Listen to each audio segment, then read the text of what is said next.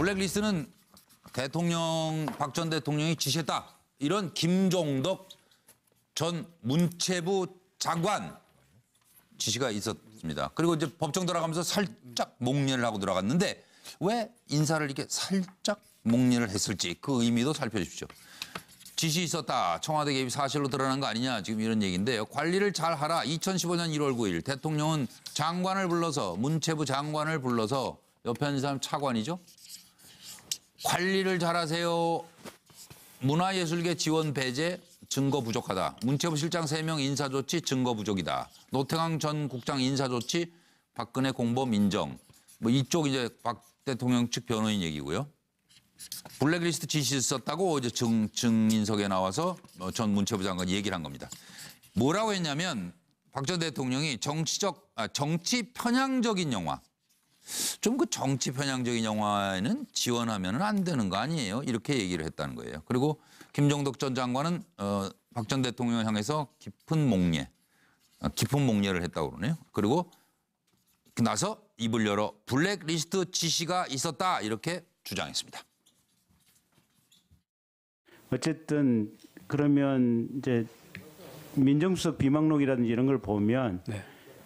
김기춘 비서실장이 최소한 어떤 좌파적 문화예술인 또 대통령에 대해서 불경스럽게 보이는 홍성당 화백이라든지 이런 부분들에 대해서 여러 가지 관심이라든지 응징을 해야 된다 이런 내용들이 이제 비망록에 여러 차례 나오는 것을 보면 이 문화예술계 블랙리스트가 존재했다고 확신할 수 있는 단계인데 아까 말씀하신 대로 장관께서는 정답을 모르는 내용이 많아서 이 부분도 모르신다는 그 취지.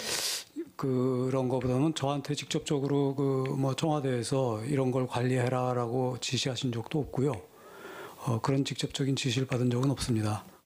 장관이 내놓으셨으니까 사실대로 좀 말씀해 주셨으면 아니 좋겠어요. 제가 보지를 못한 거를 어떻게 말씀을 드리겠습니까? 못 본 걸 봤다고 지금 말씀드릴 수는 없지 않습니까? 문학의 블랙리스트 여전히 본 적 없으십니까?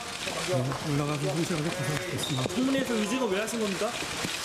올라가서 성실하게 이번에 피의자로 소환되셨는데 뭐 국민께 할 말씀 없으십니까? 신경만 말씀해 주십시오. 신경만 말씀해 주십시오. 여러 가지로 신경을 끼쳐서 성실하게 문학의 블랙리스트 누구 지시로 문체부에 전달한 겁니까? 가렸어 앞에. 말씀해 주십시오.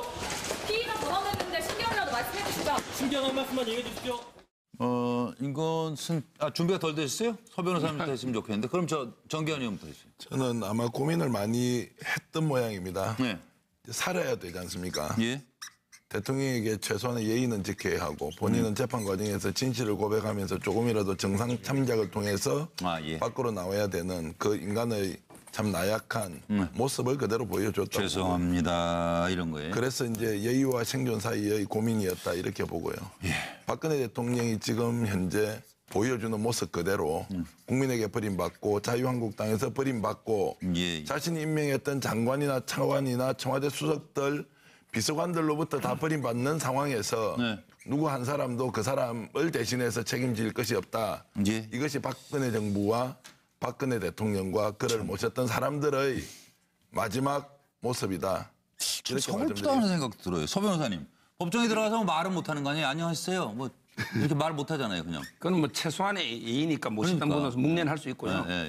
제가 보기에 그 박근혜 대통령 관련해 재판을 딱 보면 하나의 공식이 있어요. 뭐냐면 이게 각자 도생을 위해서 서로 책임을 떠넘기고 책임 전가. 근데 결론은 전부 다 같이 망하는 공도 동망. 이 패러그래프 완전히 공식을 그대로 답습하고 있어요. 그러니까 어떻게 같이 이분들이 어떻게 보면 본인이 살기 위해서 동지였다 이렇게 생각하기 어려워요. 그렇죠. 본인의 책임 강경에서 대통령이 지시에 모두 따랐다고 책임을 전가하고 있지만 그렇다고 강빙이 안 되고 결국 둘 다 공도 동망하는 이런 게 공식을 따를 것 같아요. 김광석 본부장 되셨어요? 저는 목례를 한 게 오늘 이렇게 평소에도 뭐 장관 맨날 뭐 대통령을 모셨으니까 목례를 할 수 있겠지만 오늘은 전 대통령에 대한 오늘 발언이 있을 겁니다라고 하는 거를 살짝 알리는데 제가 적정선에서 발언하겠습니다. 이렇게 해서 발언이 보면 우리 뭐 기사는 뭐 블랙리스트 인정했다 이렇게 기사를 썼습니다만은 정확하게 말하면 검찰이 정치 편향적 영화 지원하면 안 된다고 박 전 대통령이 말을 했죠. 그랬더니 그렇습니다라고 대답을 한 거거든요. 이게 뭐라고 하냐면은 검찰 아까 이야기 잘했었는데 검찰과 전 대통령 사이에서 생존을 모색하기 위해서 검찰의 발언에 대해서는 딱 인정해주면서 또 박 전 대통령이 리스트 만들어라라도 뭐 이런 내용이 아니라 정치 편향 영화 지원 안 된다. 살짝 말을 한 거잖아요.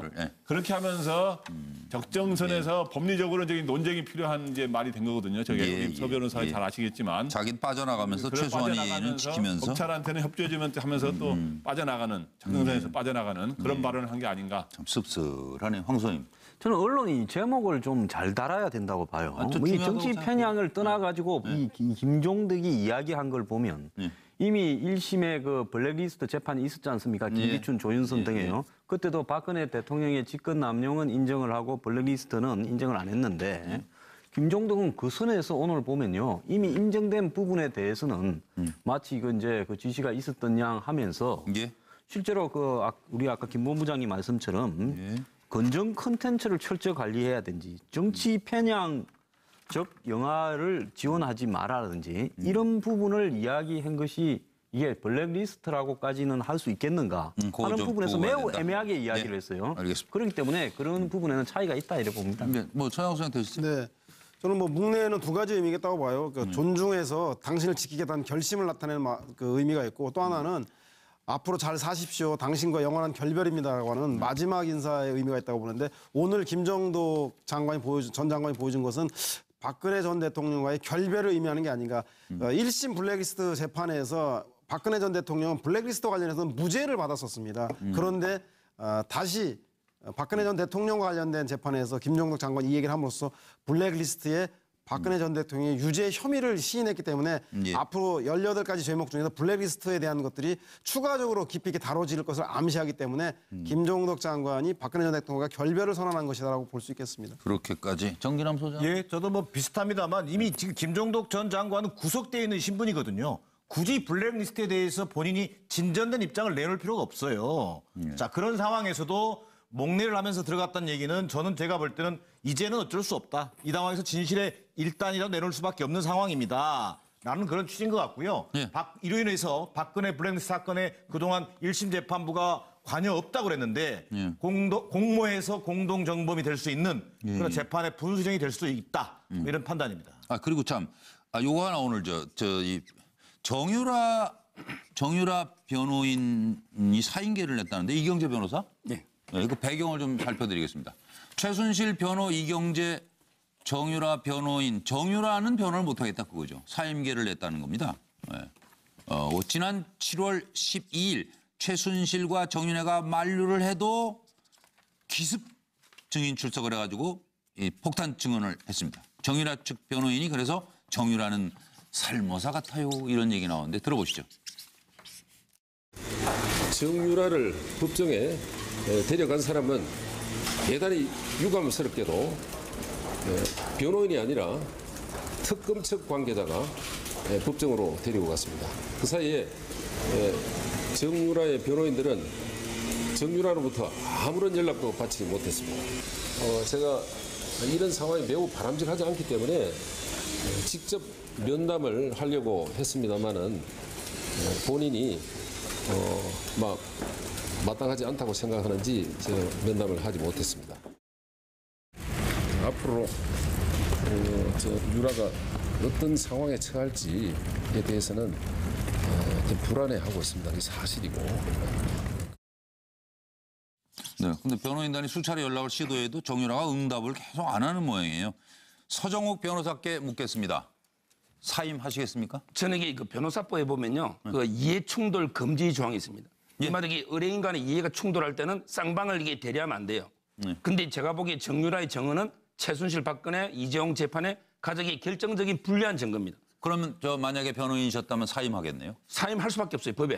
왜냐하면 이게 정유라하고 최순실의 이해관계가 상충돼 버리면 그렇죠. 쌍방을 이게 대리하는 게 법에 걸립니다. 저는 이게 당연히 사임하기 맞다고. 무슨 말씀인지 알아들었어요.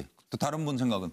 저는 사임하는 데는 별 자기 알아서 하는 건데요. 그렇죠. 근데 아니 정유라가 어떻게 말을 했든지 간에 법적으로 정유라가 의뢰인인데 의뢰인을 언론 앞에 나와서 공개 비판하는 거는 저는 머리 털라고 처음 봤습니다. 그때부터 관계가 매우 비정상적이었지 않습니까? 네. 그렇지 않습니까? 예, 예. 마음에 안 들면 그만두면 되는 거죠. 그렇죠. 그만두면 되는데. 근데 그걸 갖다가 이 인터뷰에서 살모사라고 비판을 했다라는 거는 TV 앞에서 그 정상입니까? 비정상이죠. 좀 변호인의 윤리에 대한 위반이라고 보고 있습니다.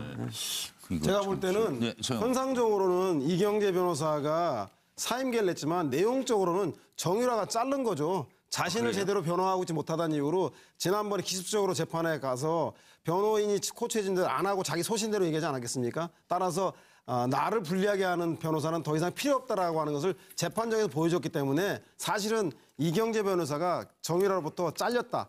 버림받았다라고 하는 게 더 정확하지 않겠습니까? 아니 저기 서 변호사는 아까 그게 아니라고 그랬는데 그냥 어쩔 수 없이 이건 못한다 그랬는데 그렇게 보는 것보다는 이제 최순실 씨가 이제 정유라를 자르라고 이렇게 이경재 변호사에게 지시를 했다고 보는 게 합리적일 것 같습니다. 아 최순실이 이경재 변호사한테 정유라 변호 그만하세요? 그러니까요. 본인의 재판에 불리하니까 지금 현재로서는 최순실 이 집안도 그렇죠. 정유라를 버리는 것이 최순실 씨를 조금이라도 덜 죽이는 방법이다. 조금이라도 살릴 길이 있다면 정유라를 버리는 것으로부터 시작해야 한다. 이렇게 결론을 낸 것이라고. 그거 한 가지만 확인하고 서 변호사님 마음에 안 들어요. 저 그만두세요. 그럴 수 있어요? 의뢰인이? 그렇죠. 의뢰인은 언제든지 해임시킬 수 있는 권리는 있습니다. 아 그렇습니까? 그런데 돈은 돌려받지 못합니다. 아 돈은? 예, 변호사비는 안 돌려줍니다. 변호사들 참 좋으네요, 그건. 아니 이경재 변호사가 직업이 변호사잖아요. 돈 얘기. 이경재 변호사가 변호사인데 제가 좀 웃게 얘기하면 럭비 선수가 아닙니다. 기본적으로 정유라가 럭비공 같이 지금까지 해왔거든요. 폭탄 발언, 폭탄 증언. 자, 통제 불가능입니다. 최순실 재판에 전혀 도움이 안 된다고 판단했을 겁니다. 뭐 김광덕 본부장도 한 말씀. 저도 뭐 한마디 말하자면 아니 자기 길을 가는데 원래 이제 그 변호사가 가이드 역할을 해주는 거 아닙니까? 그렇죠. 가이드 필요 없이 지 생각대로 가겠다는데 가이드가 뭐 스토커처럼 따라갈 수가 없잖아요. 그래서 그만둬야죠. 그럼 더 이제 무슨 얘기가 나올지 위험해지는 상황도 가능해요? 서 변호사님? 변호인 그만두고 누가 통제하겠어요? 저 입을?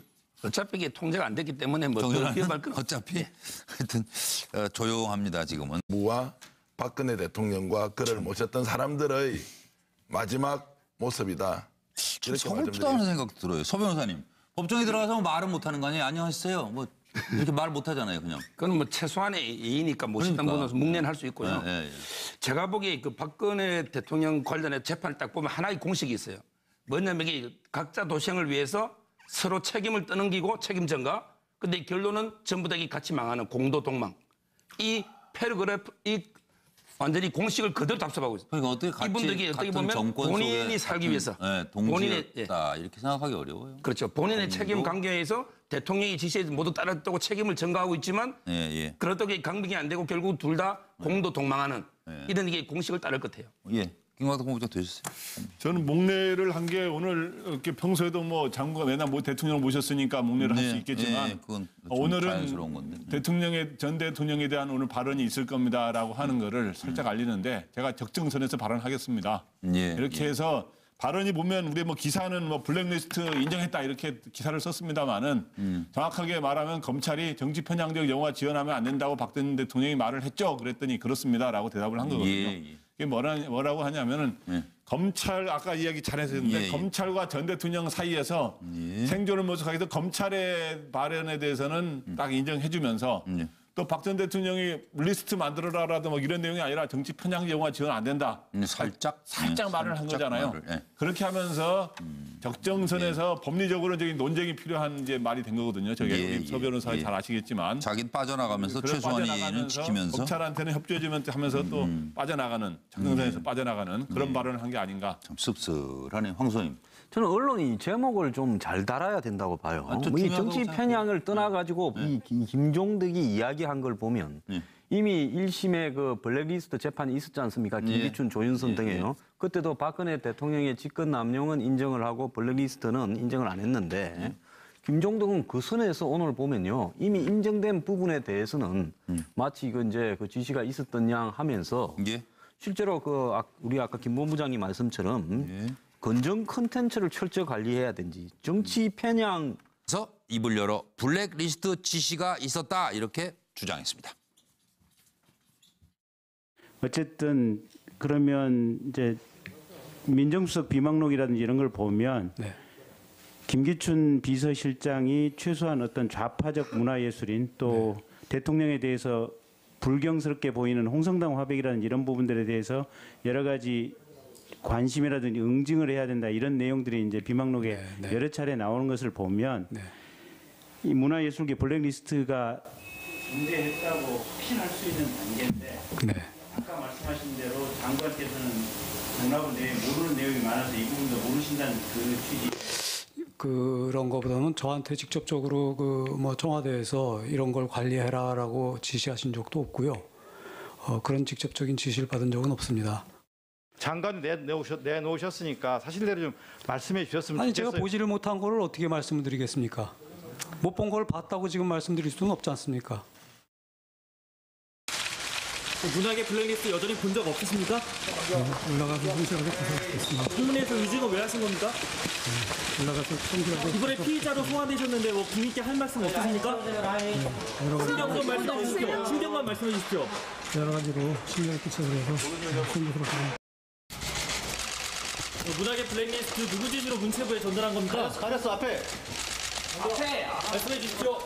피의자 전원했는데 신경이라도 말씀해 주시죠. 신경 한 말씀만 얘기해 주십시오. 이것은 준비가 덜 되셨어요? 서 변호사님부터 했으면 좋겠는데 그럼 정기현 의원부터 해주세요. 저는 아마 고민을 많이 했던 모양입니다. 네. 살아야 되지 않습니까? 예. 대통령에게 최소한의 예의는 지켜야 하고 본인은 재판 과정에서 진실을 고백하면서 조금이라도 정상 참작을 통해서 밖으로 나와야 되는 그 인간의 참 나약한 모습을 그대로 보여줬다고. 죄송합니다. 이런 거예요. 그래서 이제 예의와 생존 사이의 고민이었다 이렇게 보고요. 박근혜 대통령이 지금 현재 보여주는 모습 그대로 국민에게 버림받고 자유한국당에서 버림받고 자신이 임명했던 장관이나 차관이나 청와대 수석들 비서관들로부터 다 버림받는 상황에서 누구 한 사람도 그 사람을 대신해서 책임질 것이 없다. 이것이 박근혜 정부. 블랙리스트는 박 전 대통령이 지시했다. 이런 김종덕 전 문체부 장관 지시가 있었습니다. 그리고 이제 법정 들어가면서 살짝 목례를 하고 들어갔는데 왜 인사를 이렇게 살짝 목례를 했을지 그 의미도 살펴주십시오. 지시 있었다. 청와대 개입이 사실로 드러난 거 아니냐. 지금 이런 얘기인데요. 관리를 잘 하라. 2015년 1월 9일 대통령은 장관을 불러서 문체부 장관을 불러서 옆에 앉은 사람 차관이죠. 관리를 잘하세요. 문화예술계 지원 배제 증거 부족하다. 문체부 실장 3명 인사조치 증거 부족이다. 노태강 전 국장 인사조치 박근혜 공범 인정. 뭐 이쪽 이제 박 대통령 측 변호인 얘기고요. 블랙리스트 지시 있었다고 이제 증인석에 나와서 전 문체부 장관이 얘기를 한 겁니다. 뭐라고 했냐면 박 전 대통령이 정치 편향적인 영화. 좀 그 정치 편향적인 영화에는 지원하면 안 되는 거 아니에요? 이렇게 얘기를 했다는 거예요. 그리고 김종덕 전 장관은 박 전 대통령을 향해서 깊은 목례를 했다고 그러네요. 그리고